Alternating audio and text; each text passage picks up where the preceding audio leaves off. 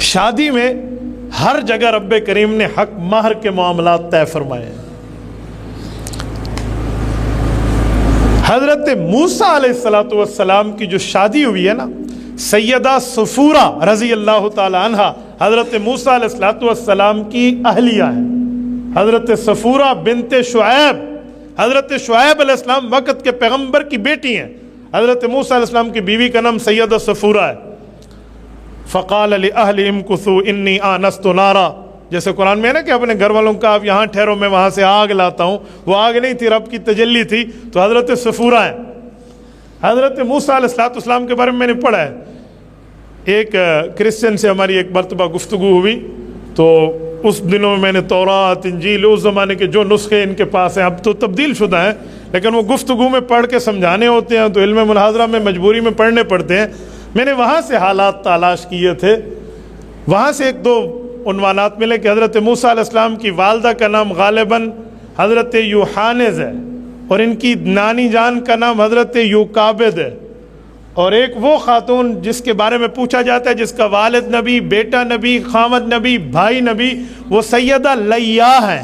حضرت لیہ کی بیٹی ہیں حضرت یعقوب علیہ السلام نبی کی، بہن ہے حضرت یوسف علیہ السلام نبی کی، بیوی ہیں حضرت ایوب علیہ السلام نبی کی، اور والدہ ہیں سیدنا ذوالکفل علیہ السلام نبی کی۔ یہ اس زمانے میں ہم نے پڑھا تھا، ایک کرسچن سے وہ باتیں ہوئی تو اللہ نے کرم کیا، میں نے ان سے تورات بھی لی اسی بحث میں، اور انجیل بھی لی اور زبور بھی لی۔ آپ کبھی دارت النعمان ڈی اے خان میرے یہاں آئیے نا، تو میں آپ کو اپنی لائبریری میں قرآن کریم بھی دکھاؤں گا، تورات بھی دکھاؤں گا، انجیل بھی دکھاؤں گا، زبور بھی دکھاؤں گا۔ اگرچہ یہ تبدیل شدہ ان لوگوں نے کر دی ہیں، لیکن جو اصلی اتری تھی اس پر ہمارا ہم سب کا ایمان ہے۔ قرآن کریم میں ہے نا والذین یؤمنون بما انزل الیک وما انزل من قبلک وبالآخرۃ هم یوقنون، میرے پاک پیغمبر صحابہ کرام نے ایمان رکھا ہے پہلی کتابوں پر، قرآن پر اور قیامت پر۔ تو یہ چیزیں ہیں۔ تو حضرت موسیٰ علیہ السلام کی شادی جو ہوئی ہے نا حضرت صفورہ سے، حضرت شعیب علیہ السلام کی بیٹی سے، اس کا ذکر قرآن کریم کرتا ہے، اور قرآن کریم اس کا ذکر بڑی تفصیل سے کرتا ہے۔ مثلا حضرت موسیٰ علیہ السلام جب مدین گئے، وہاں ایک کنویں پہ لوگوں کے رش کو دیکھا کہ مجمع وہاں ٹھہرا ہے، لوگ بڑے وہاں پر ایک دوسرے سے آگے بڑھنے کی کوششیں کر رہے ہیں۔ اجی کیا مسئلہ ہے؟ تو رش سے تو سمجھ نہ آیا، دو بچیاں ہیں نوجوان، دو شیزہ، وہ اپنی اپنی بکریوں کو پکڑ کے ایک سائڈ پہ ٹھہری ہیں۔ کہا کیا مسئلہ ہے تمہیں اور ان کو؟ کہا جی پانی پلایا جا رہا ہے، یہ کنواں ہے یا چشمہ ہے جو بھی تھا، اپنے جانوروں کو۔ کہا تم پلاؤ۔ کہا حتی یصدر الرعاء، یہ ہٹ جائیں گے پھر ہم پلائیں گے۔ اتفاق، مجمع نے جاتے ہوئے ان بچیوں کا خیال نہیں کیا جو وقت کے پیغمبر کی بیٹیاں تھیں، اور اتنا بڑا پتھر جو 4 5 10 بندے مل کے ہٹاتے تھے نا اس چشمے سے، وہ اس پہ رکھتے اور گئے پانی اپنا پلا کے، چل میرا بھائی۔ اب یہ تو بہت پریشان ہو گئے۔ تو حضرت موسیٰ علیہ السلام نے جب بات کی تو کہا وابونا شیخ کبیر، کہ ہمارے والد تو بہت بزرگ ہیں اور ہم بچیاں ہی ہیں یہ کام کرتی ہیں، آج انہیں ہٹا دیا۔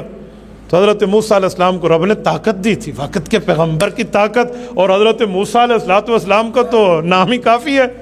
ایک ہی جھٹکے سے اس پتھر کو ہٹایا اور کہا جی پانی پلا دیجئے۔ انہوں نے پانی پلایا اور یہ بچیاں چلی گئیں، اور انہیں والد کو جا کر جب بتایا نا تو وہ بھی صاحب وحی نبی ہیں، حضرت موسیٰ علیہ السلام بھی صاحب تورات نبی ہیں، تو کہا جاؤ بلا دو۔ ان میں ایک بچی حضرت موسیٰ علیہ السلام کو بلانے آئی، کہا میرا والد آپ کو بلاتا ہے۔ پہلے حضرت موسیٰ علیہ السلام نے دل میں سوچا کہ کہاں جاؤں، اللہ پہ توکل ہے، اللہ پاک میرا اس معاملے میں ٹھیک کریں گے، میں کسی کی مدد کیوں لوں۔ اور پھر خیال آیا کہ جو بلایا جا رہا ہے یہی تو سبب پیدا کیا اللہ نے دنیا میں، تو وہ ان کے ساتھ چل پڑے۔ اب دیکھیں نا حضرت موسیٰ علیہ السلام کا حیا، اللہ اکبر۔ بچی کو کہا کہ آپ چلو مجھے راستہ گھر کا دکھاؤ، راہبر آپ ضرور ہو لیکن آپ خاتون ہو، نامحرم ہو، پیچھے چلنا میں آگے چلوں گا، تو اشارے سے دائیں بائیں مجھے بتاتی جانا اور میں چلتا جاؤں گا، تو آگے نہ چلنا۔ تمشی علی استحیا، قرآن کہتے ہیں وہ خاتون حیا کی ترتیب پر چلتی تھی۔ ہمارے علماء کرام جو پردہ اور حیا اور عزت اور احترام کی بات کرتے ہیں نا کہ خاتون کو مردوں کے رش میں نہیں چلنا چاہیے، خاتون کو حیا کے ساتھ چلنا چاہیے، خاتون کو باپردہ ہو کر چلنا چاہیے، خاتون کو اپنی عزت کا دفاع کرنا چاہیے، خاتون کو ماحول کے ساتھ نہیں بلکہ اسلام کو لے کر چلنا چاہیے، یہ یہاں سے دلیل لیتے ہیں کہ حضرت موسیٰ علیہ السلام نے کس طرز پہ ترتیب رکھی ہے۔ اور قرآن نے تمثیل الاستحیاء کی بات کی۔ حضرت موسیٰ علیہ السلام گئے، حضرت شعیب علیہ السلام سے ملاقات ہوئی، بات ہوئی، گفتگو ہوئی، ساری بات جب ہو گئی تو انہوں نے فرمایا بس آپ امن میں ہیں، آپ فرعونیوں سے نجات پا کے آ گئے، کوئی نہیں مسئلہ، آپ بے فکر رہیے، آپ میرے پاس یہاں رہیے۔ انی ان کے حق احد ابنتی ہاتین، کہا میری 2 بیٹیاں ہیں، ان میں سے ایک کی شادی آپ سے کروں گا۔ یہ قرآن کریم ذکر کر رہا ہے، تفصیلی ذکر ہے حضرت موسیٰ علیہ السلام کی شادی کا، کہ جی میں نے شادی آپ سے کرنی ہے۔ اب حق مہر، میں نے کہا نا جی حق مہر ہر جگہ طے ہے، حق مہر کیا ہے؟